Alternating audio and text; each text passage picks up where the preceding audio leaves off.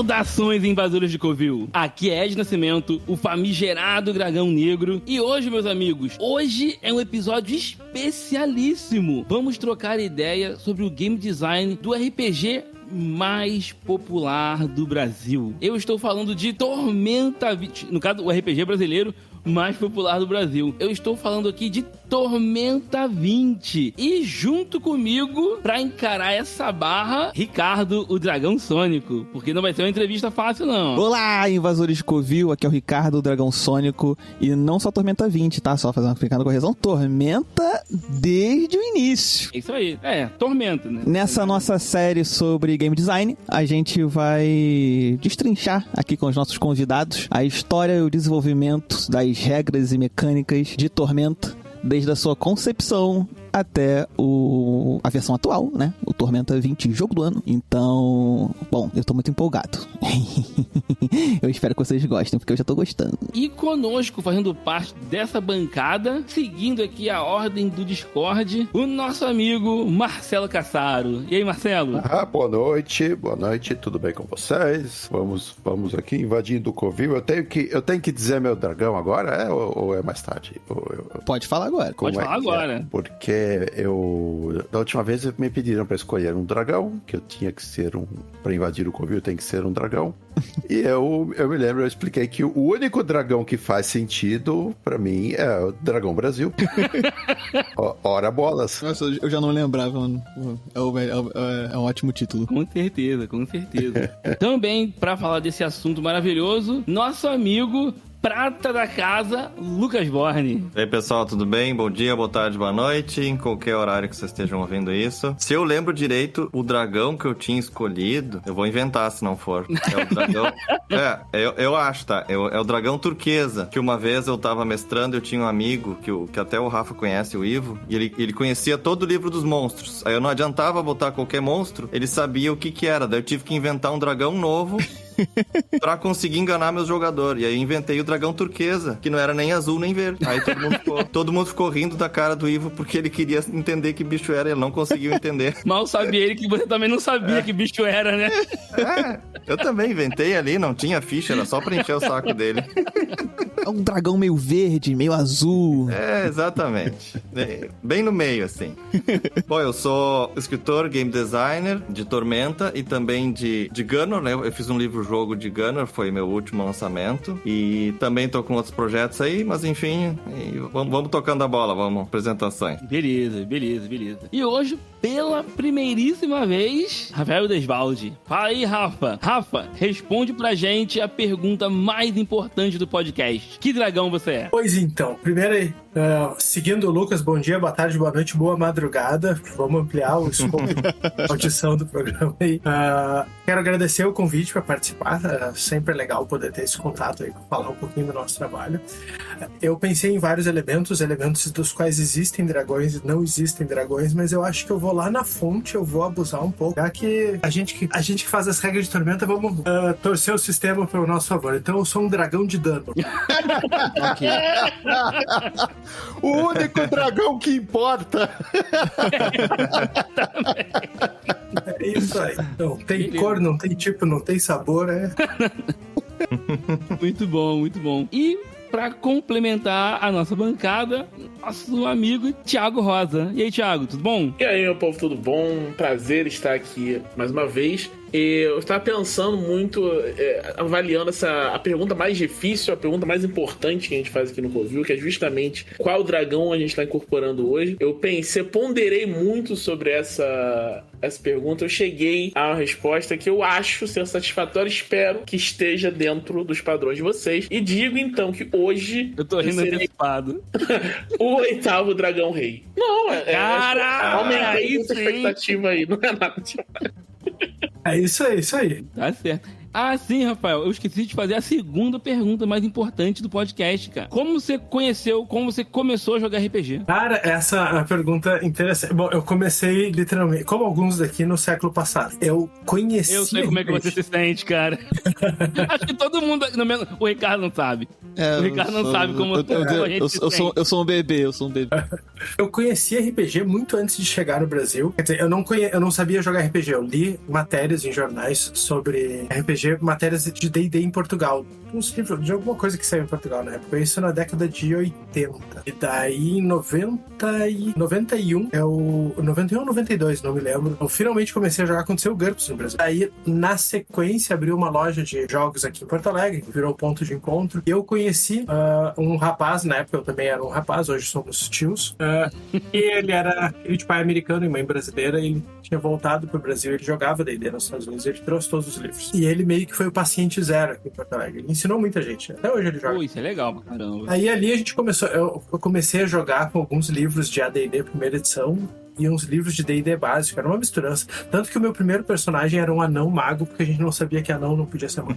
E depois, daí sim, começaram a chegar os livros no Brasil. Eu fui jogando primeiro com livro importado, além do GURPS que tinha em português, depois as coisas foram chegando. Então foi assim que eu comecei. E comecei e nunca parei de jogar. Só pra ressaltar aqui que, mais uma vez, só reforça cada vez mais que começar no RPG é que nem começar nas drogas. Ah, o amigo meu que veio lá, que morava lá no exterior, aí trouxe uns sintéticos pra gente experimentar e o cara apresentou pra todo mundo no prédio. É sempre isso. Trouxe do bom, né? Trouxe importado. Sempre parece, se você troca RPG por drogas, aí fica a mesma coisa. Narrativa fica igual. É um esquema, meu irmão. Isso é um esquema de pirâmide, vai um espalhando pra dezenas, rapaz. É bom demais, pô. Por isso que funciona, pô. Bom demais. E faz bem, pelo menos isso faz bem pra caramba. Bom, gente, é com essa vibe que a gente vai começar o episódio. Eu espero que vocês gostem e vem com a gente. Então, por favor, Ricardo, sobe a vinheta.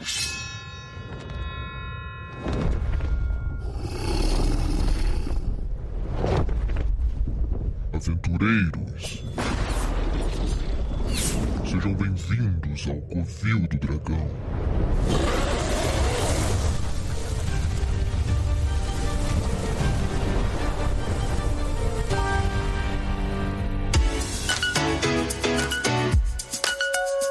Tormenta há muito tempo foi conhecido como um mundo coxas de retalhos, né, cara? Isso é um título maravilhoso que eu gosto bastante, diga-se de passagem. Vocês podem contar pra gente um pouquinho de Tormenta lá atrás? Foi em 99 que saiu Tormenta? Foi, né? 99 ou 2000? Eu não me lembro. 99. Acho que foi 99, sim. Beleza.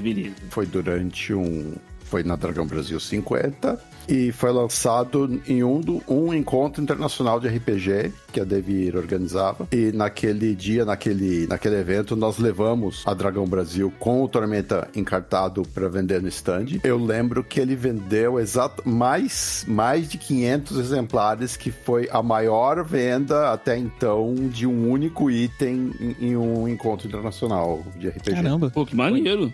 Sim, deu muito certo, vendeu muito mesmo. Foi ali que a gente começou a ver que Tormenta tinha chance, tinha um potencial, tinha um futuro pela frente. Agora, isso de coxa de retalhos, isso acabou pegando, era dito meio em tom pejorativo. Tormenta tinha muito hater quando Tormenta começou, porque o Tormenta tinha essa pegada de mangá, de anime, era meio que colado com Holy Avenger, que Holy Avenger e Tormenta começaram mais ou menos na mesma época, e muito jogador antigo, jogador da velha guarda, não gostava de ver o RPG associado a mangá.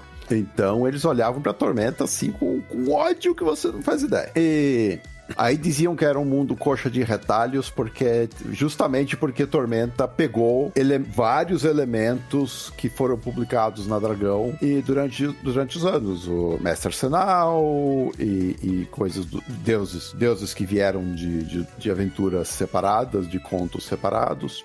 Então nós pegamos tudo isso e colocamos no mesmo mundo. Então uns diziam isso em tom pejorativo, esse mundo coxa retalho, feito de improviso, feito de qualquer jeito, e outros não. Aqui vocês, por exemplo, já olham como uma coisa interessante, como uma coisa divertida. O Ed me apresentou esse termo como uma coisa realmente positiva de expressar o que é o cenário. E eu ia dizer até que nesse ponto inicialmente, quando eu ouvi o termo, eu achava que tinha a ver com... Olhava o mapa de Arton e via como tinha coisas tão variadas em cada canto, eu achava que significava isso. E aí depois a gente falando sobre a história do RPG, falando sobre a Dragão Brasil, e aí entender que o cenário surge com a mescla de várias coisas que foram sendo lançadas nas revistas, eu imaginei que fosse isso depois. Eu falei, tá bom, então eles tinham várias ideias e juntaram pra começar o cenário. Agora você tá me dizendo que, na verdade, era pra ser uma ofensa. Então, eu falei, caraca, o termo não para, ele é vivo. Mas assim, mas no caso, tinha material de Tormenta que é mais velho que Arton, sabe? Que a própria Tormenta, que Arton e tudo mais, que saiu nas Dragão Antiga. E eu achei isso incrível, achei isso bem legal, na verdade. Se você considerar que antes de Tormenta aparecer, o primeiro elemento de Tormenta publicado foi Mestre Arsenal, que ele já aparecia na Dragão Brasil número 1, antes de ela sequer se chamar Dragão Brasil, e que era o NPC da minha campanha que eu mestrava antes ainda. Então, se você contar que Tormenta começou nessa época, Tormenta acho que vai chegar aí nos seus 40 anos, viu? Acho que é muito, muito mais tempo. Mas sim, Tormenta nasceu de uma colagem mesmo. A gente foi pegando elementos, tudo que a gente tinha, tudo que era de nossa criação e que já tinha sido publicado na DB, deuses que apareciam nos contos. Acho que Calmir e Nimbi, eles aparecem pela primeira vez em um conto do Mauro Trevisan. E era... poxa, esqueci o título do conto. Mas eles eram só citados. É o da raposa, né? É o da raposa. Tô tentando lembrar o nome completo. Eu só sei que tinha raposa no título. Acho que é o Paladino e a Raposa. Era o Paladino? Acho que era isso, sim. O Paladino e a Raposa. Que memória boa, hein?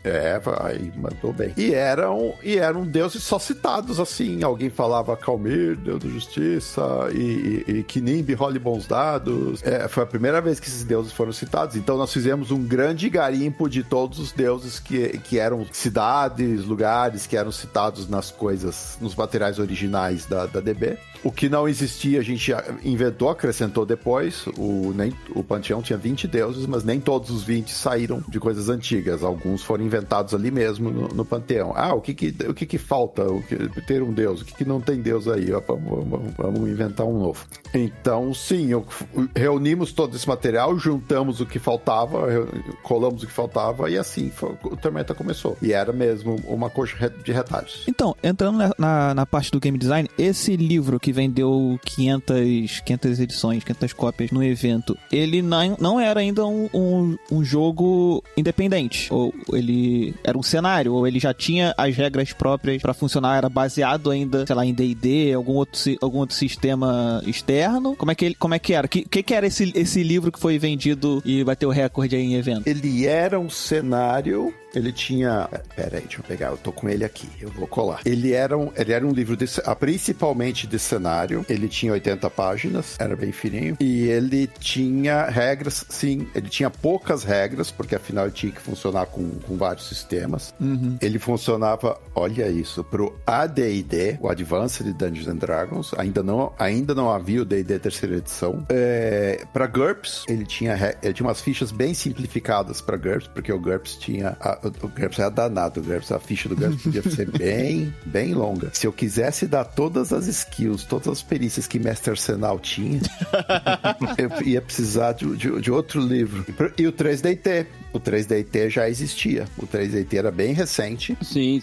Mas ele já existia. Então, e a ficha do 3DT era curtinha. O Arsenal sabia tanta coisa que na ficha dele vinha assim, ele domina todas as armas com NH, com habilidade entre 25 e 50. É isso mesmo. Lerei para você a ficha do GURPS, Mestre Arsenal. Perícias. Todas as perícias com armas e combate com nível de habilidade de 20 a 26. Todas as perícias com animais, atléticas, artesanais, externas e sociais com nível de habilidade 16 a 19, exceto culinária. Exceto culinária. Exceto culinária. Você acha que Mestre Arsenal vai cozinhar alguma coisa? Sério, ele come cru, ele come... qualquer gororoba pra ele tá falhando, né? Eu me lembro que uma vez um leitor, a gente fez um concurso, como você desafiaria Mestre Arsenal? O leitor lembrou disso, eu falei, vou desafiar ele no concurso fazer bolo. Nesse ponto, como é que... Sim, o quão árduo é o trabalho de equilibrar um cenário como Tormenta, que tem suas particularidades e tal, tem essa base de mangá, de anime, que costuma ser bem exagerada, que inclusive eu acho que, quando a gente for tocar no assunto do Tormenta 20, acho que transmite muito bem. Como isso funcionava principalmente pro AD&D, que até onde eu sei... Eu não tenho experiência com Dungeons and Dragons, mas no geral, tudo que eu ouço é que ele, assim, ele é bem mais balanceado, equilibrado pra uma coisa de bem menos overpower. Então, assim, o GURPS eu entendo. Já vi falando aqui da ficha do Arsenal, tudo bem. Do GURPS é tranquilo. Dá ponto pra caramba, bota ponto em tudo que tá valendo. Agora, principalmente pro AD&D, como é que era o trabalho, quão complicado era fazer essa adaptação? Pra fazer tudo funcionar em 3 sistemas tão diferentes, a gente precisava inventar coisas baseadas não em regras, não exatamente em mecânicas. Então, por exemplo, foi por isso que nós inventamos as obrigações e restrições dos clérigos. Você, em AD&D, era fácil você dizer, o clérigo do Deus da Justiça tem que ser de tendência leal e bom e leal.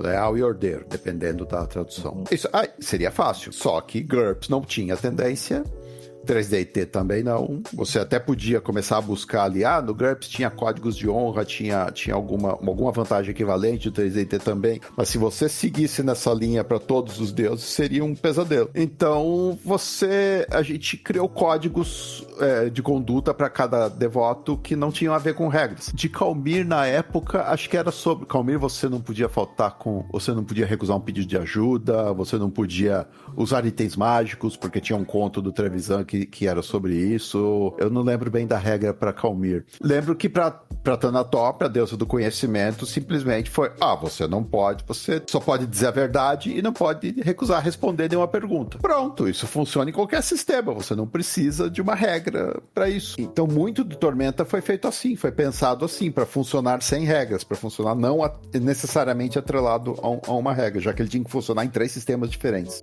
Você atingiu o ponto em comum mais fácil, né? Tipo, de forma mais funcionou efetiva. tão bem que usa até hoje, cara. Não, é ótimo, inclusive. Foi uma medida... foi incrível isso. Mas uma excelente saída. Algumas das regras mais antigas de Tormenta que persistem até hoje são essas que não são regras exatamente. Cara, assim, a respeito da parte de game design e regras, nem tanto, porque eu comecei com GURPS também. Jogo uma campanha de GURPS em Arton até hoje. Caramba! O personagem mais fraco tem 1.700 pontos. Isso porque o mestre é um ladrão. Rodrigo, nosso dragão branco, é um ladrão. Porque ele passou a cobrar dobrado a pontuação pra tentar manter um nível de coesão. Seu personagem de GURPS tinha 1.700 pontos. Na verdade, era 3.400, porque ele cobra dobrado. Eu acho que o Conan não tinha isso. Não. Se aparecer o pessoal da Marvel, tem risco dele apanhar pra gente. Mas peraí, ele cobra dobrado por vantagem? Por tudo, atributo, vantagem, tudo. Porque cobrar dobrado por vantagem é a regra certa do GURPS segunda edição. Olha aí, Ed. Sim, mas o atributo não. Mas o atributo não. Ele cobra dobrado até no atributo. É um pilantra, Não, cara, teu personagem, ele vem do éter, tipo, ele pode pular de um planeta pra outro e não sofrer nada de dano, pô. É quase o Saitama, teu personagem. Menos. Porra, não, teu personagem é quase o Saitama, já contou essa história dele aí, eu tô ciente. Ele tá forte. Deu o nome do teu filho aí, o personagem, então... Tormenta RPG, quando ele começa a surgir com mecânicas mais próprias, né? Tormenta como cenário, então, ficou de 99, então até... Foi o quê? 2013, 2010? Quando lançou o Tormenta RPG? Eu não vou me lembrar. Deixa eu ver se eu acho. Porque também nesse momento, aí já tem que entrar um pouquinho na história de Jambô e DB, né? A DB, ela existia não com a Jambô, né? Então a Jambô entra com o Tormenta... quando o Tormenta cenário lança, ou ainda veio Tormenta como cenário dessa edição ainda independente, a Jambô entrou depois, e aí o Tormenta RPG é o primeiro Tormenta da Jambô. O primeiro Tormenta da Jambô foi o Tormenta, ainda foi o Tormenta D20, porque ele era ainda atrelado ao sistema D20, ele usava o selinho. Open Source. Sim. Portanto, ele não podia ser um livro básico, ele era atrelado aos livros básicos do D&D terceira edição. Então, havia um livro do jogador e um livro do mestre, mas era um livro de... o livro do jogador tinha regras adicionais, tinha as classes de prestígio, tinha as outras raças, mas ele não era um livro para ser usado sozinho, ele precisava do livro de jogador D&D. Ele é um suplemento ali, né? Sim, e o livro do mestre, Tormenta 20, também tinha ele era só descritivo, ele era de cenário, ele tinha fichas de NPCs, ele tinha explicava as criaturas novas e aquelas que do livro dos monstros, como elas eram. Então, mesma coisa, ele exigia o livro do mestre e o livro dos monstros do D&D. Essa foi a primeira versão da Jambô. O primeiro título que a Jambô publicou de Tormenta, na verdade, foi o Inimigo do Mundo, o romance, que foi em 2004. Tá. Essa versão do Tormenta RPG, que tinha o Guia do Mestre e o Guia do Jogador, saiu em 2005. 2005. Então, quando vocês lançam o primeiro livro da trilogia, vocês já estavam planejando a fazer aquela explicação da origem da Tormenta e também fazer aquela alteração, porque é nele que o Cledranok volta, não é? Ele não fazia parte do panteão, que ele tinha sido esquecido. Tinha toda aquela história dos três, né? É na trilogia. E aí isso é uma preparação para o Tormenta RPG já? Tipo assim, a ideia de alterar o cenário pra poder lançar? Ou nem era necessariamente em 2004 o plano original? Então, quando o Tormenta, o Inimigo do Mundo foi escrito, primeiro a gente não tinha ainda a certeza de que seria uma trilogia. Tá. Então, ele foi escrito como uma história fechada. Se você prestar atenção no primeiro volume, não diz nada sobre a Cledranok, ele não é ainda citado. Eu nem sei se esse plot dele já existia, já estava desenvolvido. Então, a premissa do Inimigo do Mundo era assim, era ter uma história, era o nosso primeiro romance. Teve um dia eu estava voltando da editora com o Trevisan e a gente estava pensando no plot do romance. Aí a ideia do Trevisan é que deveria ser uma história, uma side quest, uma história assim, sem muitas repercussões, porque afinal não é uma história jogada por jogadores. Então você não pode fazer nada muito importante no cenário. Aí eu falei, não, pelo contrário, é o primeiro romance, a gente precisa de uma história importante, sim. De uma história grande, de uma história chocante, de uma história impactante, né? Impactante e que tem a ver com a Tormenta. Mas o que vai ser? Então, já que tudo que acontece de ruim foi uma atrapalhada de algum grupo de aventureiros, e se a Tormenta apareceu porque um bando de aventureiros fez uma merda enorme? Essa foi a minha maior e única contribuição com o Inimigo do Mundo. Tô vendo um viés do Arsenal aí, ó. Então era realmente pra explicar, até porque se o cenário já existia com a Tormenta presente, né, então você ia mexer no passado pra explicar o atual, então você não ia mexer com o cenário a partir daquele momento, né, bem que o volume 2 e o 3 já são uma história mais coesa, né, que são guia-se com o Iron Drake, né, e tal. E o Inimigo do Mundo teve problemas com a editora, o Inimigo do Mundo demorou tanto pra ser publicado, ele era pra ser publicado originalmente na Talismã, pela Talismã. Ele já tinha sido escrito lá, e aí começamos a brigar com a editora, começamos a ter uns problemas sérios, então acabou que ele teve que esperar toda a transição para Jambô para enfim ser publicado. Ele demorou bastante, entre ele ser escrito e ele ser publicado, passou um bom tempo. E não havia planos pro segundo e pro terceiro, nenhum. Ele não fazia ideia que o livro era desde essa época, caramba. Tanto que se você olhar o Inimigo do Mundo, quase todos, a maioria dos personagens, não vou dar spoilers, mas a maioria dos personagens do Inimigo do Mundo não retorna nos volumes 2 e 3. Os volumes o Crânio Corvo e o Terceiro Deus tem outro elenco de personagens, outros heróis. E os que voltam queriam não ter voltado, mano, que puta que pariu. Caraca, só... Mas então nesse período aí que finalmente sai o Inimigo do Mundo, o que tinha de Tormenta mais recente era a Tormenta D20, como suplemento de D&D. E aí, então, meio que assim, a mentalidade, a proposta Tormenta ainda fica semelhante à versão anterior, que é adaptar o cenário dentro das regras e inserir coisas novas. Então você faz aquele trabalho de inserir uns poderes e tal, apresentar a regra dos deuses, né? E você continua ali equilibrando as coisas. Então depois disso, que aí em algum momento, imagino que deve gastar talvez um ano mais de projeto até finalmente ver a luz do dia, sai o Tormenta RPG. Eu não vou lembrar quanto tempo exatamente, mas sim, foi... Depois fomos para um livro básico do Tormenta. Talvez o Rafael lembre disso melhor do que eu. Assim, eu colei aqui. A edição Guilda do Macaco saiu em 2013. Agora eu não lembro quando é que saiu a primeira edição do Tormenta RPG. Antes da edição Guilda do Macaco teve outra. É 2010. 2010. Eu ia chutar uns 2-3 anos. É isso aí. E aí então ele já sai atualizado com o cenário pelos 2 livros da trilogia, pelos outros 2 livros da trilogia. Sim. Acho que a essa altura a trilogia já tinha sido completa. Acho que sim. Aí foi engraçado, porque quando era pra fazer antes de fazer o Tormenta RPG, tinha acabado de sair o Pathfinder. Sim. E o Pathfinder teria uma licença aberta, e eu tava embasbacado, eu tava fascinado com o Pathfinder. Eu insistia com o Guilherme da Jambô. Guilherme, vamos fazer o novo Tormenta para Pathfinder. Não podemos mais usar o D&D tinha virado 4ª edição, que não tinha uma licença aberta tão boa. A própria 4ª edição não era tão legal assim. Sim. Então, Guilherme, vamos fazer o Tormenta com o Pathfinder. O pessoal do Pathfinder era muito gente boa, já tinha contato com eles, eles tinham autorizado usar material deles na Dragon Slayer. Então, Guilherme, vamos fazer o Tormenta com o Pathfinder. Não, Cassaro, vamos fazer o sistema próprio, vamos fazer o Tormenta RPG.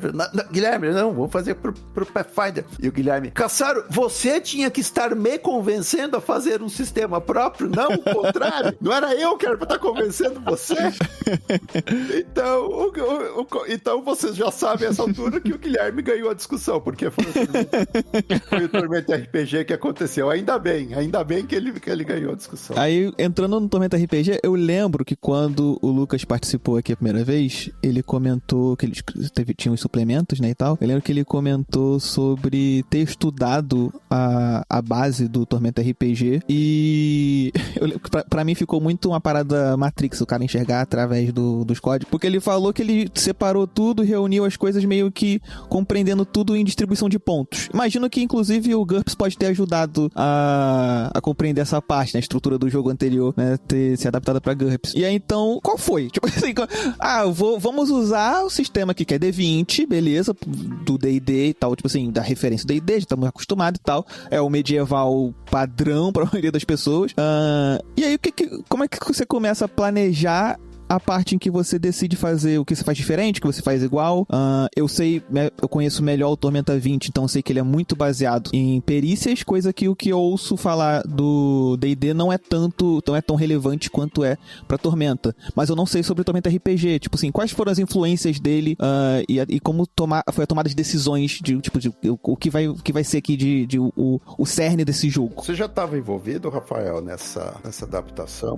Eu comecei a trabalhar com Tormenta entre o Tormenta RPG e a Guilda do Macaco, mas a minha participação ainda era muito mais superficial. Eu entrei de cabeça, por exemplo, uma boa parte da minha participação era administrativa, mas eu entrei de cabeça no Tormenta mesmo, no Tormenta 20. Mas eu jogava, era o RPG que eu jogava, então eu entendia muito, manjava muito, acompanhava, enchia a paciência do Leonel quando ele escrevia as classes de prestígio.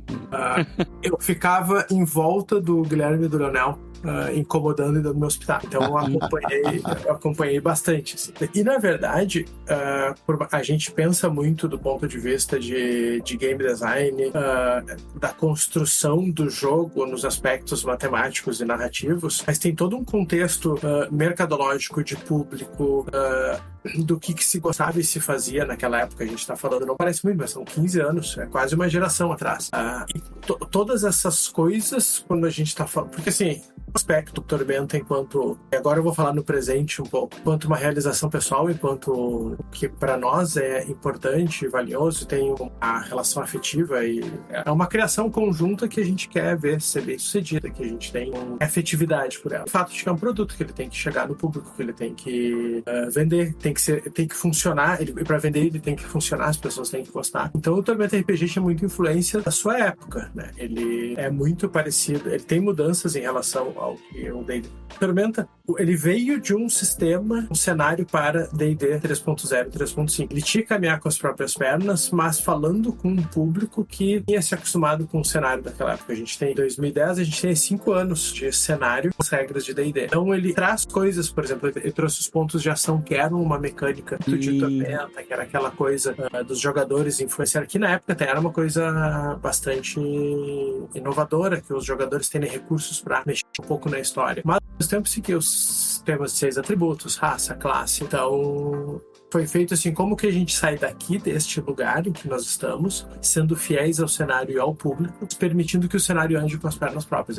É um sistema próprio, ele é um sistema independente, o livro básico era completo. Então, são vários elementos que a gente tem que considerar, e esses eram os principais. Uma dúvida que eu tenho é: o que tinha em D&D que vocês pegaram em Tormenta RPG? Isso aqui a gente não vai usar. De jeito nenhum.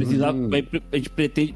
vamos usar outra coisa. Não isso. No Tormenta RPG, especificamente, ali o D&D terceira edição tinha se tornado a 4ª edição, que nós não curtimos nem um pouco. Então, a nossa decisão é: o Tormenta RPG vai ser mais parecido com o D&D terceira edição. Então, só que a terceira edição, que na época era 3.5, ela já vinha se tornando pesada, complicada, um pouco arrastada demais. Então, se você olhar, as regras do Tormenta RPG eram bem parecidas com as regras do D&D, mas simplificadas. A gente deixou o jogo mais leve, a gente deixou ele mais fácil construir seu personagem. Isso foi uma coisa que a gente fez questão, tentamos deixar ele mais simples e mais fácil que o D&D. Nós vimos que na 4ª edição, por algum motivo esquisito, que a gente não sabe até hoje, as raças não tinham atributo negativo, elas não tinham mais desvantagem. Os atributos, normalmente você tinha 2 atributos com bônus e um com penalidade. Na 4ª edição isso tinha desaparecido, você só tinha bônus. A gente achou isso muito esquisito, porque uma das coisas mais divertidas no personagem é a sua fraqueza, o seu defeito. E eles se removeram isso. Então, não, nosso personagem ainda vai ter o atributo negativo. É bem isso. Depois, e uma série de mudanças pontuais, umas coisas aqui e ali. A gente achava que que D&D tinha muita magia desinteressante, muita magia que não fazia sentido, que não era muito importante. Então a gente tirou muitas magias do D&D para fazer o Tormenta. Ele ficou mais enxuto.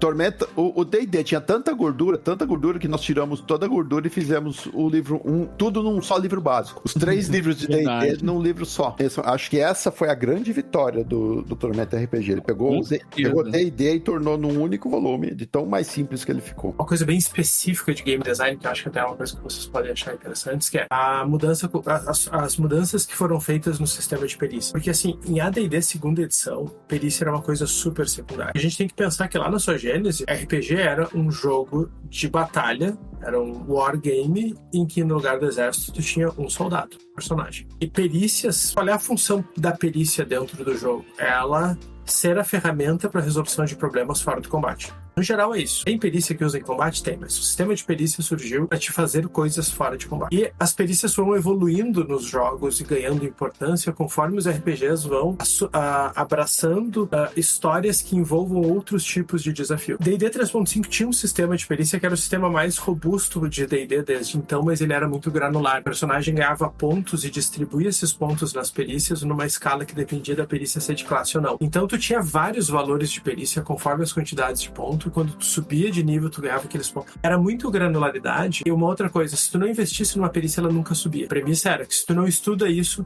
tu não aprende nada e tu nunca vai evoluir. Só que isso criava um intervalo muito grande de números e tornava o sistema de perícia às vezes não funcionava porque ele queria, porque os personagens estavam muito longe uns dos outros. Eu vou botar um desafio de escalada aqui, mas o mago de 10º nível tem escalar -1, fora da realidade. O que nós fizemos em Tormenta RPG foi criar um sistema simples em que as perícias sobem conforme o nível. Também tem uma mudança de paradigma, que é o aventureiro, ele vai aprendendo várias coisas. Ele não é... Ser aventureiro é uma profissão, e isso é uma coisa que fala com Arton. Arton, os aventureiros são pessoas especiais que se envolvem nesse mundo maluco de aventuras. Então eles vão ganhando vários tipos de conhecimento. No Tormenta RPG, tu escolhia perícias treinadas ou não treinadas e elas progrediam num ritmo diferente. O que permitia que o subconjunto de regra perícia funcionasse em mais situações porque todo mundo podia participar. Então, e ao mesmo tempo, o sistema que nós criamos ficou muito mais simples. Ele não tinha aquela granularidade de ponto a ponto. Subi de nível de ladino, ganhei 8 pontos, mais uma inteligência, 13 pontos pra botar um aqui. Mas se a perícia não é de classe, eu compro 2 pontos pra subir mais um. Então, foi uma simplificação, tornou o jogo mais leve, como diz o Cassaro, e representou melhor um elemento do cenário e que deu um novo uso para um subsistema de regras dentro do jogo. Acho que isso é um exemplo bem interessante de todo o processo de mudança de um RPG. Eu acho a solução de perícia de Tormenta, bom, conhecendo pelo Tormenta 20, que eu acredito ser bem parelho com isso aí, de tudo que você explicou pra mim é Tormenta 20, mas então nasceu pro Tormenta RPG, né? Um tipo de solução extremamente elegante, assim, funciona muito bem, e realmente essa ideia dele crescer com a experiência do personagem, porque você, como aventureiro, num geral, você vai ganhando experiência com várias coisinhas, só que aquele negócio, né? Você foca numa parada, você obviamente vai ser muito melhor nela do que na base ali, né? Acho essa solução muito legal mesmo. E não foi no Tormenta RPG que, bom, eu sei das histórias que o Ed me contou aí, que nesse período aí até o Tormenta 20, vocês lançaram diversos suplementos. E aí eu lembro... Muito suplemento legal, nossa. E aí eu lembro que quando a gente tava pra falar com o Lucas, que ele tinha comentado que tinha os suplementos que ele escreveu. Eu queria que você falasse um pouco sobre. Eu entrei no Tormenta, no mundo de Tormenta. Eu acompanhava, como eu sempre joguei com o Rafa, o Guilherme, etc., o Leonel, eu já, desde a segunda edição de AD&D, né? Então eu conhecia, assim, lateralmente, né? Eu ouvia eles falando e tal, eu nunca entendia direito o que era. Eu até tive no lançamento do Inimigo do Mundo lá, tenho foto com o Leonel. Então, pra mim, era uma coisa que meus amigos faziam, mas, sei lá, não, por alguma razão. Na verdade, o Cassaro falou sobre isso. Na época da Dragão Brasil, tinha uns jogador chato, elitista, que ficavam falando bem só de D&D. Pois é, eu era um desses caras, então...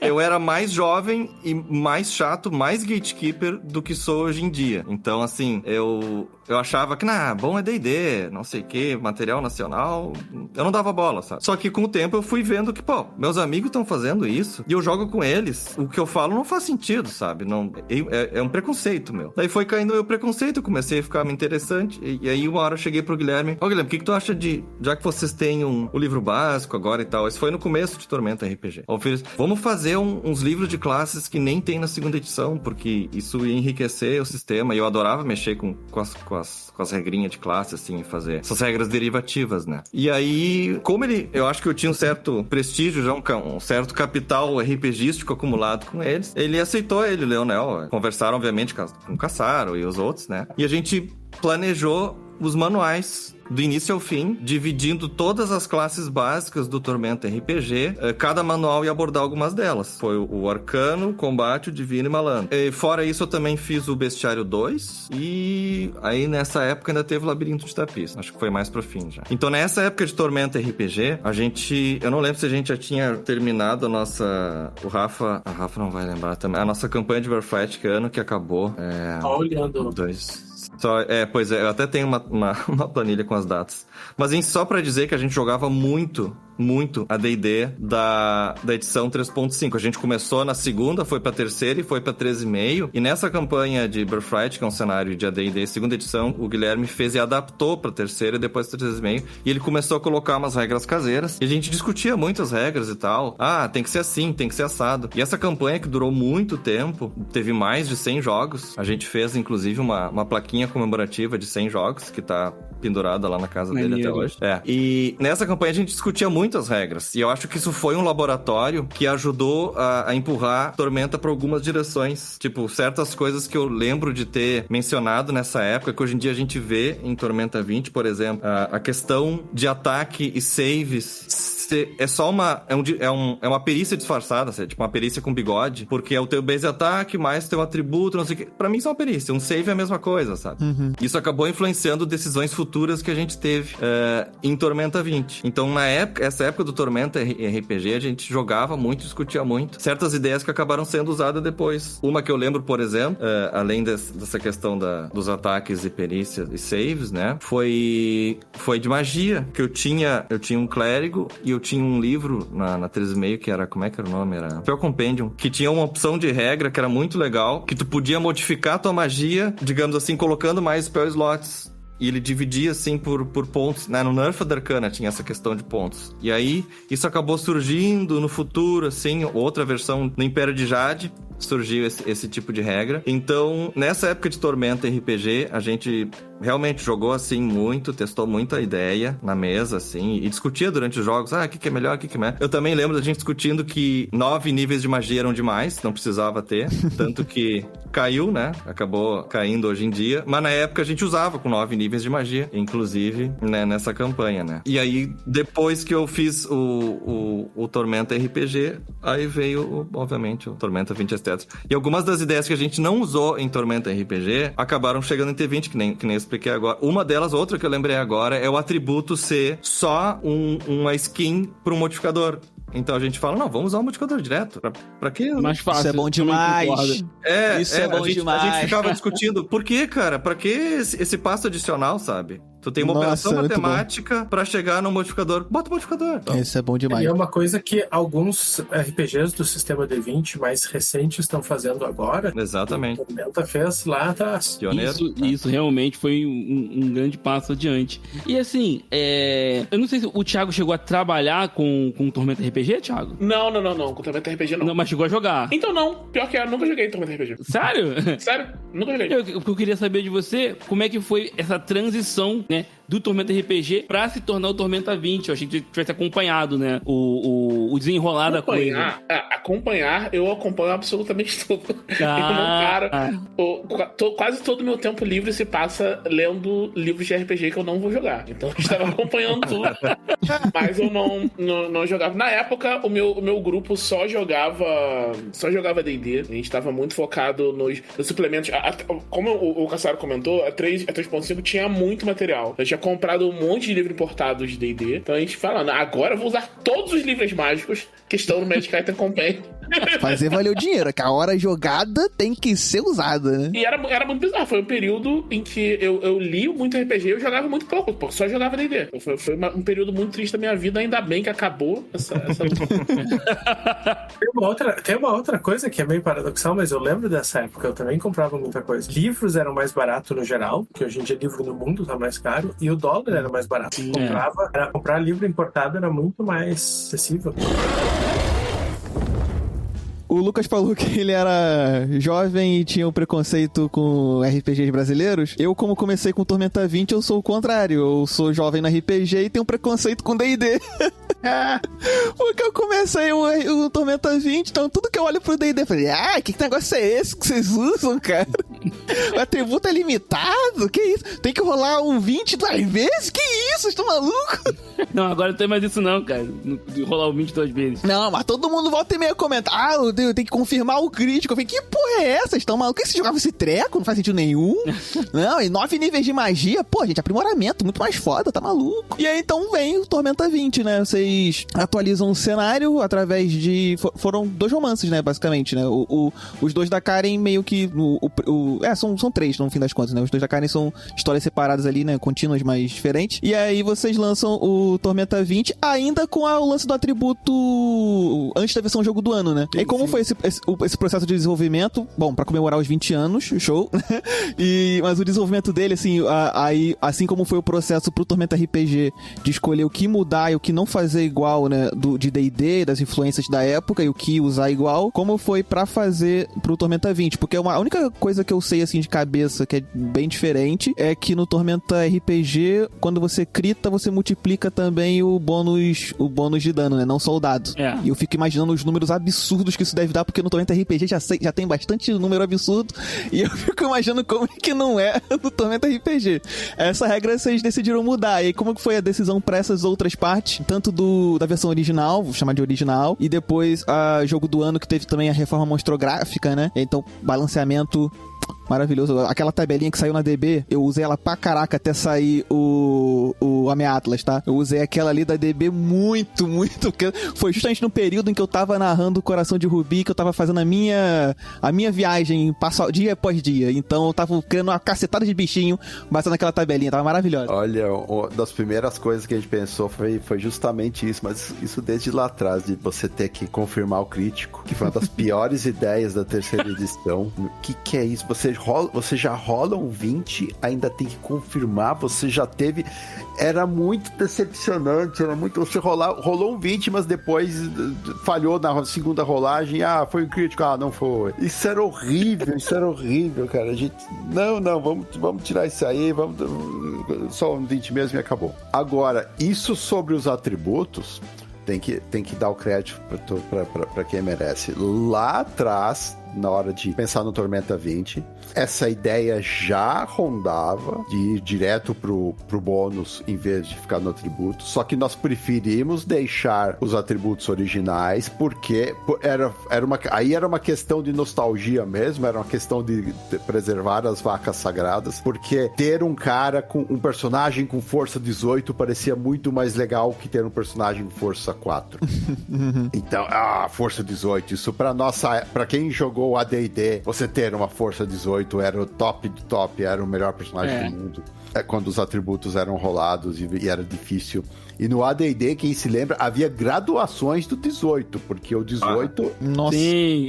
18 era o máximo possível para um ser humano, normal. Agora, havia 18s e 18s. Havia uma barra de porcentagem depois do 18, que chegava... O sonho de todo jogador era o 1800, que era a força máxima possível para um personagem. E que dava uns bônus que nem eram altíssimos. Os bônus eram bem modestos, mas ainda era o sonho, o último sonho de todo jogador de D&D. Era o 1800. E era legal ver ali do lado da tabelinha, comparando a força que você tava com um tipo de gigante da... Sim. Eu tive um personagem que teve força 19, porque era o Kluk. Era o Kluk, o bárbaro da versão AD&D. Ele tinha força gigante porque ele gastou ele ganhou um desejo e gastou o desejo porque ele se achava fraco. Ele tinha 1800 originalmente, porque eu tinha um kit de personagem do Complete Barbarians Handbook que deixava subir a força mais alto, então eu tinha chegado a 00. Mas aí eu gastei um desejo e ele chegou a força 19. Então ele tinha a força do gigante das colinas e era quase tão esperto quanto o gigante das colinas. Mas aí eu tô indo pra trás em vez de andar pra frente, então... Tormenta. Agora eu tô pensando no Vasco aqui, não sei porquê. O Vasco é isso aí. Não consigo agora. Mas sim, essa ideia de usar só o atributo já rondava o Tormenta 20 desde a primeira edição, desde antes do jogo do ano, só que eu acho que o Guilherme queria muito e nós votamos que não. Não, vamos ficar porque tirar os atributos altos, tirar o 18 é muito estranho, vai ficar muito esquisito. No fim, com o tempo, acabamos mudando pros atributos mesmo. Então, aí eu quero perguntar, então, tipo assim, o que mudou nesses anos de lançamento do original pro jogo do ano, pra vocês decidirem fazer essa mudança? Porque, assim, é uma mudança ótima, tipo assim, como alguém que conheceu só aquela versão e depois trocou pra aquela, pra ser sincero, mesmo sendo extremamente novato, entendendo várias regras errado, porque eu li errado, entendi alguns termos errados. Quando eu tava fazendo a ficha as primeiras vezes, eu não entendia a lógica de ter aquele número e sendo que o modificador era o que eu usava. Assim, era uma paradinha que eu falei, tá, é o pré-requisito pra alguns poderes, mas por que não, né? Tipo assim, eu não uso esse número pra nada no fim das contas, né? Já que os bônus vão pelo modificador. E aí, quando lançou, eu achei ótimo. E aí, com todo o reequilíbrio do jogo, eu achei maravilhoso. Só que assim, o jogo era recente. Qual foi o ponto de decidir mudar isso e correr o risco de encarar, às vezes, o que alguns jogadores jogadores não iam gostar tanto de ter o livro novo, tão novo, né? Assim, tem um livro novo e tem agora um outro mais novo. Vou falar, pensamos muito nisso, porque o jogo era ainda recente. O Guilherme estava insistindo muito. Ele queria, porque ele enxergava o futuro, ele queria, olha, o que a gente vai fazer lá adiante, a gente precisa mudar agora. A nossa oportunidade de mudar é agora. Então a gente quer mudar isso. A gente se preocupava muito. Guilherme, você está invalidando livros ainda novinhos que a pessoa tem na prateleira, o pessoal não vai curtir, vai ficar chato. Mas aí o Guilherme insistiu, quis dar espaço. Não, vamos fazer. Tá, então tá bom. Aí foi feito. E sim, muita gente ficou chateada, porque era como você dizer que um livro muito recente, livros muito recentes ainda já ficaram obsoletos, mas isso avançou. O jogo avançou na direção de onde a gente estava querendo ir, então sim, mas agora o que você perguntou, as mudanças entre o Tormenta 20 inicial e o jogo do ano, fora os atributos, acho que o Rafael vai saber dizer melhor. Assim, eu acompanhei o desenvolvimento do Tormenta 20, mas eu entrei oficialmente na equipe. Em termos estritamente organizacionais, eu participava como sócio da Jambô, não como autor de Tormenta. Eu entrei na equipe de autores de Tormenta entre o Tormenta, a edição Financiamento Coletivo e o Jogo do Ano. Então, o Jogo do Ano eu já participei, tanto que eu assino ele também. Mas, voltando na tua pergunta, tu disse o que mudou pra gente. Tem uma coisa que ela entrou na equação e às vezes é fácil não perceber, que é a influência do público. A gente vem de uma indústria que lá nos anos 90 se comunicava esporadicamente com o leitor através de uma carta, quando muito. A gente tem o Financiamento Coletivo, que é um evento que reúne a comunidade, desperta muitas pessoas, tipo os Sleeper Agents, assim, muita gente que curtia a Tormenta, tinha parado, voltou. Num universo, num cenário em que a gente tem outra realidade de comunicação. Isso é outro mundo, assim. Eu e o Cassaro, que somos, acho que os mais velhos aqui, da época que a gente mandava uma carta e esperava 2 meses uma resposta. Hoje em dia, isso que a gente tá tendo aqui, reunir pessoas de vários lugares do mundo para conversar e todo mundo vir depois, não existia.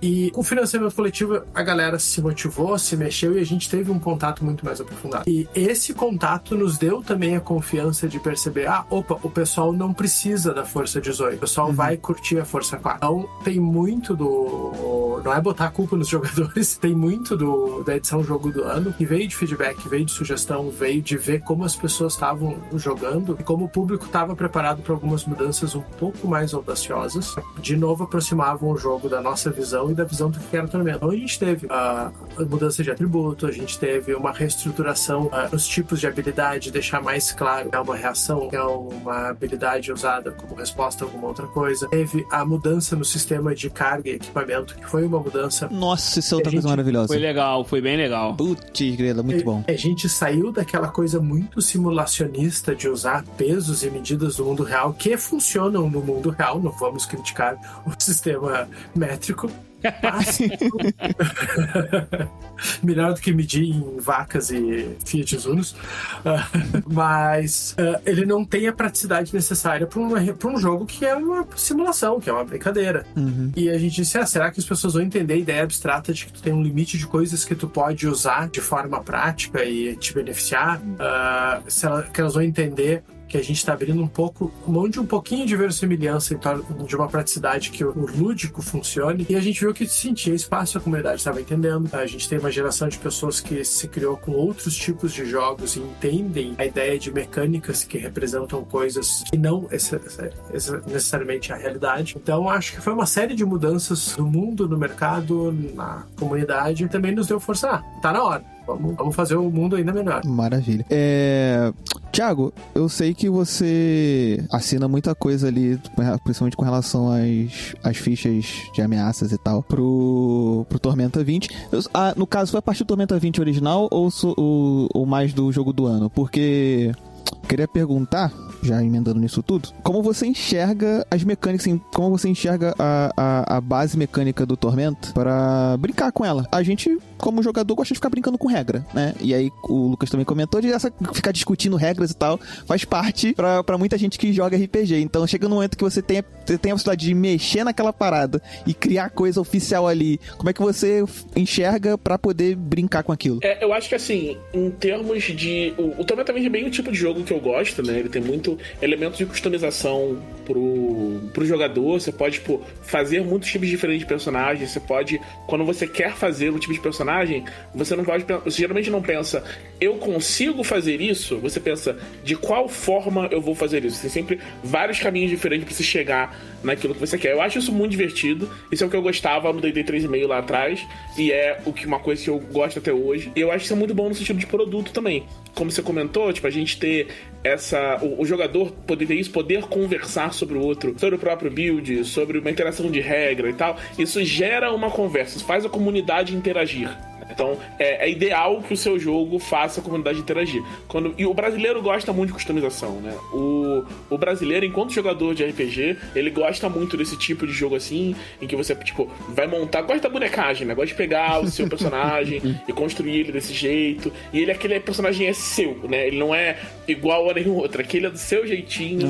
Ele tá mostrando... É uma forma de você se expressar também, né? É um pouco de exagero dizer que construir personagem de RPG é arte, mas isso é uma forma de você se expressar. A gente fala isso até em jogo de luta, né? Em jogo de luta, o cara tá jogando, tá montando o combo dele, em vez de, tipo, fazer o mesmo combo que ele viu em outro lugar, é uma forma dele de se expressar. Aquele é o estilo de jogo dele e tal.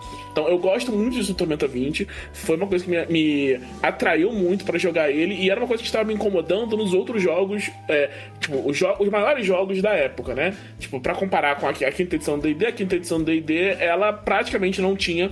Hoje em dia tem mais, né? Porque teve a versão 2024, agora 5.5 que eles estão falando, que eles aumentaram muito a customização. Agora o talento não é mais opcional como era no anterior e tal. Então agora ele tá num ponto que eu ainda não gosto do ponto onde ele tá, mas ele está num ponto melhor do que ele tava. Ele melhorou bem. Mas a quinta edição, os personagens eram todos iguais, você não tinha muita variação, o seu personagem não era seu, sabe? Ainda mais porque as escolhas a quinta edição, ela vai numa direção completamente contrária do T20, né? O T20, ele quer que você faça o personagem, quer que você experimente com as regras, quer que você encontre aquilo que funciona pra você. Ele não segura a sua mão. O T20 é um jogo muito assim. Ele é um jogo simples de você jogar, mas ele é um jogo difícil de você dominar. Então você tem que, tipo, ir jogando, aprendendo, jogando do seu jeito e vendo o que funciona pra você. A primeira ficha era toda errada, mano. Então, você vai aprendendo, você quebra a cara e tudo bem. A segunda e a terceira também. Faz parte do processo. Quando você faz um personagem que não funciona tão bem, e depois você pensa, puxa, eu posso fazer melhor isso aqui, você tira alguma coisa disso, né?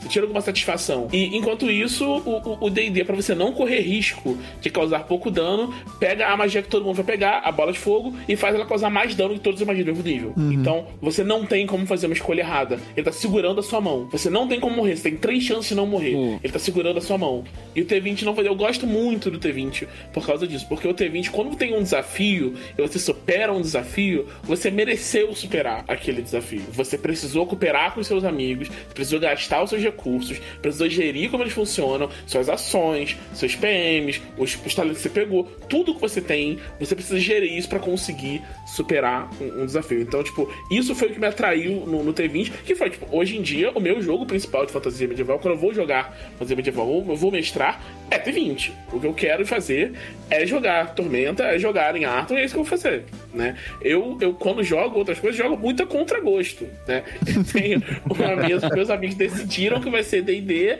e é isso aí, né? Que eu vou fazer. Não posso forçar ninguém a jogar outra coisa. Mas a graça que eu vejo de desenvolver é isso também, né? Quando você vai construir um monstro de T20, ainda mais agora depois, tipo, teve a monstrográfica e tal, que tem, tipo, tem todas as tabelas, tem todo tem uma coisa que te guia pra você construir, né? Isso é uma outra vantagem. Tabelinha maravilhosa, vou dizer isso pra sempre. É outra vantagem que o T20 tem contra outros jogos, é uma coisa que eu gosto muito, porque ele te deu as ferramentas pra você construir os monstros, e elas são bem explicadas, elas são práticas, e você sabe como usar, né? Essas todas as ferramentas existem em outros jogos, né? E ele frequentemente não te dá essas ferramentas pra você usar pra fazer seus próprios monstros. Você tem que se virar, né? Até hoje, tipo, a quinta edição de D&D, ela tem mais de 10 anos. E até hoje ela não tem uma ferramenta igual o Ameaça. Não tem um guia direto do sistema pra você construir. Quer dizer, existe, não foi feito pelo criador do jogo, não está dentro de um dos livros oficiais, né? Então, pra mim, a graça do T20, a graça de trabalhar com ele, de entrar, é isso, né? Tipo, tem uma base muito bem estabelecida, ele é muito sincero quando fala quais são os objetivos, quais são os problemas e o que você pode esperar, e ele não te subestima. Eu gosto muito do... Eu acho que tem muito a ver com o Brasil, isso também, né? O brasileiro não gosta de ser subestimado, e o T20 é um jogo que não subestima o jogador. Pô, eu acho uma coisa muito interessante no Tormenta 20 é o fato do seu personagem no nível 1 fazer muita coisa, sabe? O seu personagem você não se sente fraco no nível 1. Muito pelo contrário. Às vezes eu acho que, pô, os caras pegam pesado aqui. Dependendo do combo, né? No nível 1, o seu personagem é muito bom. O seu personagem faz muita coisa. Mas, assim, essa parada de colocar como se faz os monstros num livro, eu acho isso de uma coragem inacreditável. Porque, assim, comercialmente falando, é muito melhor fazer... né?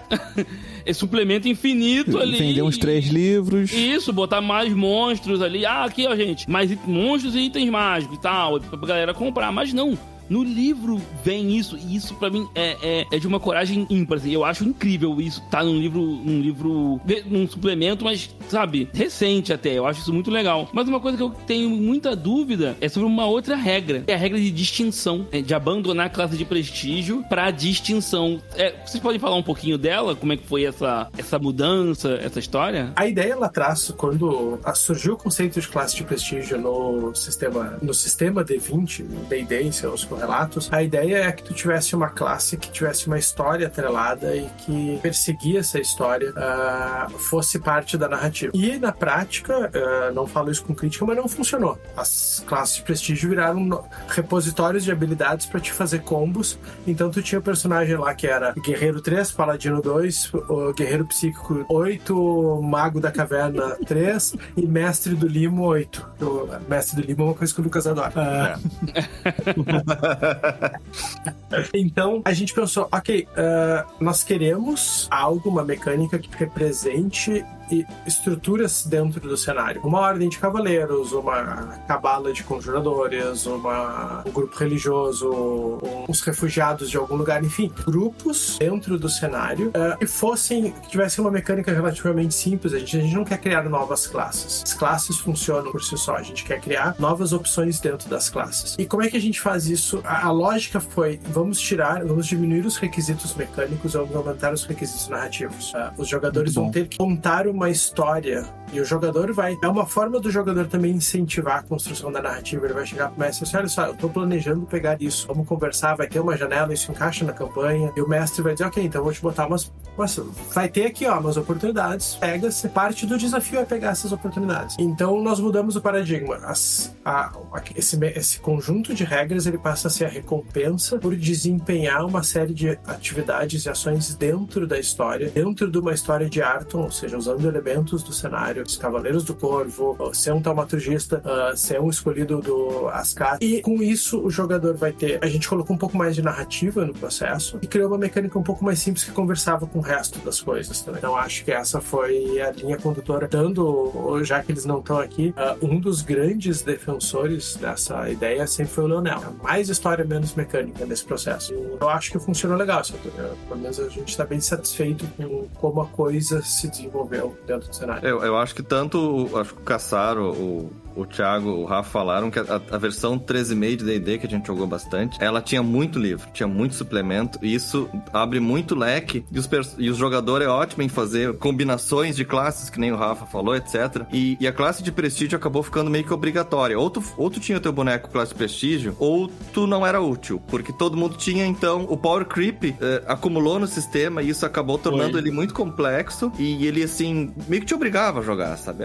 E todo o teu build era pra pegar uma classe de prestígio. Eu lembro disso, todo mundo assim montava o personagem já mirando naquela classe de prestígio. Isso acho que acabou, a gente ficou meio anojado. Isso aí não pode ser assim, né? Não, tem que ser algo melhor que isso. Eu acho que isso foi uma sementinha da distinção, né? Que não pode ser só isso, não pode ser só... E outra coisa também influenciou o T20. As classes básicas têm que ser autossuficientes. Elas têm que ser boas. Tu não precisa querer pegar uma distinção. A distinção é um negócio foda, um negócio épico. Nossa, Cavaleiro do Corvo, sabe? Não é... O guerreiro básico tem que ser bom. O guerreiro básico tem que ser interessante, ele tem que ter opções.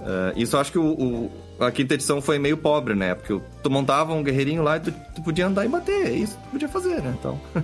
eu acho que uma outra coisa importante é nenhum de nós é contra combo. Eu, o Lucas, o pessoal que joga, nós somos todos uns combeiros safados sem vergonha.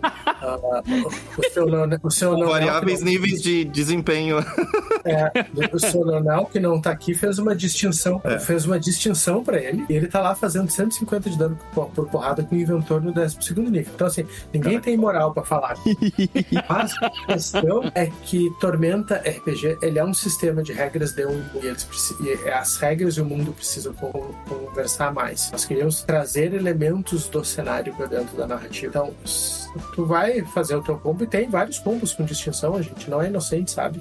Tá tudo lá. A história, ela faz parte da construção do personagem. Eu acho que essa jornada é legal, é divertida para os jogadores. Ir lá e passar da admissão e fazer as coisas dá um senso, porque a admissão, em muitos aspectos, às vezes, ela é um desafio pro jogador mais do que pro personagem. E nós acreditamos também que RPG, o aspecto jogo do RPG, ele não é só a construção da narrativa, é tu te desafiar, tu colocar um desafio, como eu vou resolver este problema? Quando tu resolve esse problema, tu fica feliz. Eu tive uma ideia boa, eu rolei bem, meus amigos, nós somos muito bem. Todo mundo conta as histórias de fracasso, porque elas são engraçadas, mas a gente tem orgulho quando a gente teve uma ideia fumeta e a gente foi lá e o mestre tocou o inferno e a gente perseverou isso no nível. E é mais gostoso quando o jogador diz, nós vencemos isso. Maneiro, muito bom, muito bom. Só uma coisa sobre as distinções, que tipo, a gente mexeu muito nesse texto, né, do que ia dizer admissão, o que era uma admissão e tal, e a primeira que a gente fechou foi do arqueiro de Lenórien, né, na época a gente nem chamava ele de arqueiro de Lenórien ainda, mas a gente definiu uma até hoje uma das minhas favoritas, minhas admissões favoritas. Eu também acho bem legal. Que ela tem várias etapas e tal, e entre as coisas que tem que fazer, você tem que encontrar um mentor, ele tem que te ensinar, várias distinções tem isso, pra você encontrar o cara que tem aquele conhecimento pra poder te passar, e tem o teste das 3 setas, né, que você põe um alvo e o cara te dá 2 flechas e tem que acertar ela 3 vezes. Eu tô passando ótimo, falando, vai ser bem legal ver o que as pessoas, tipo, perguntando. Tipo, eu queria muito ouvir como as pessoas conseguiram fazer o teste, né? Tipo, o cara tinha uma magia, usou a magia que ele já tinha e tal. E eu vi uma vez um cara, acho que no Reddit, que ele falou, mas como é que eu vou fazer isso? Como é que eu vou acertar 3 vezes tendo 2 flechas? Aí os caras falaram, cara, o nome do bagulho é Arqueiro Arcano. Pensa um pouquinho aí. Dá teus pulos, velho. Eu cometi o erro de fazer um personagem pensando nessa distinção e eu acabei desistindo. O personagem fez muita merda, então eu desisti dele antes de eu chegar nessa parte aí, porque eu também não sabia como solucionar. Eu não cheguei nessa parte, não. Eu também não descobri. Eu não parei pra pensar, não.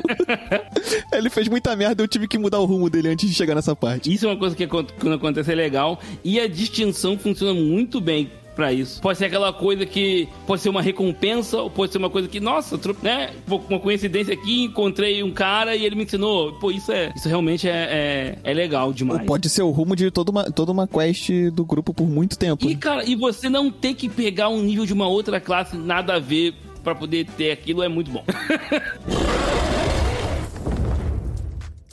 Gente, muito obrigado por terem participado e toparem bater esse papo aqui com a gente. Particularmente eu me diverti demais. Estou ansioso para poder passar a medir as coisas em Fiat Uno agora. Essa piada me pegou muito. Mas antes disso, vocês irem, por favor. O jabá tem que ser jabado. Falem as coisas de vocês aí, projetos futuros, né? Se puderem falar, se não for segredo. Sim, o board game está a caminho. Eu trabalhei um pouquinho nele aí. Textos de já dei spoiler. Sim. O board game está a todo vapor. Está ficando pronto. Ele vai estar bem avançado, se não completamente pronto já na época do financiamento. Então, o pessoal não precisa se preocupar.